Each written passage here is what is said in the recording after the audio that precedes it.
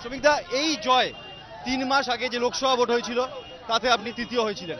আজকে বসিরহাট দক্ষিণ বিধানসভা বিজেপি প্রথম চতুর্মুখী লড়াইতে বিধানসভায় পা রাখলো।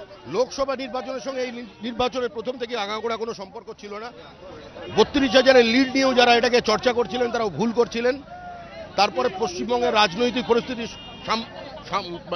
একটা আমূল পরিবর্তন হয়ে গেছে।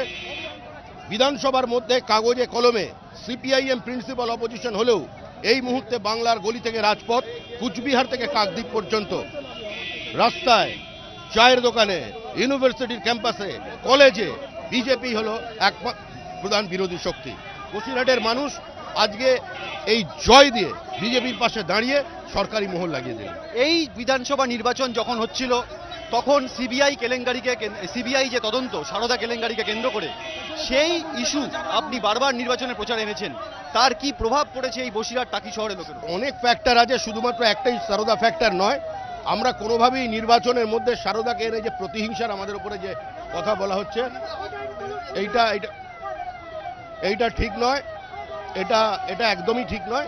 অনেক কটা ফ্যাক্টরের মধ্যে একটা ফ্যাক্টর এখন তো দেখছো ভালো করে দাঁড়াতে পারছি না।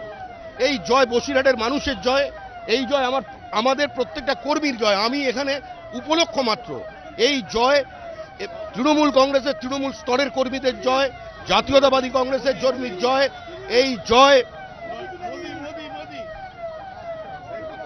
এই জয় বামপন্থী মানুষ যারা মনে করছেন যে এই পশ্চিমবঙ্গে এই মুহূর্তে দরিদ্র মানুষ যাদের পাট্টা কেড়ে নেওয়া হচ্ছে, জমি কেড়ে নেওয়া হচ্ছে, অসংগঠিত শ্রমিক, বন্ধ হয়ে যাওয়া কারখানার বেকার শ্রমিক, তাদের জন্য যদি কাউ লড়াই করতে পারে তার মঞ্চটা ভারতীয় জনতা পার্টি।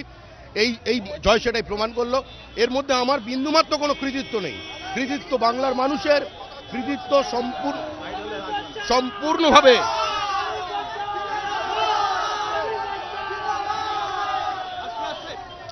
এই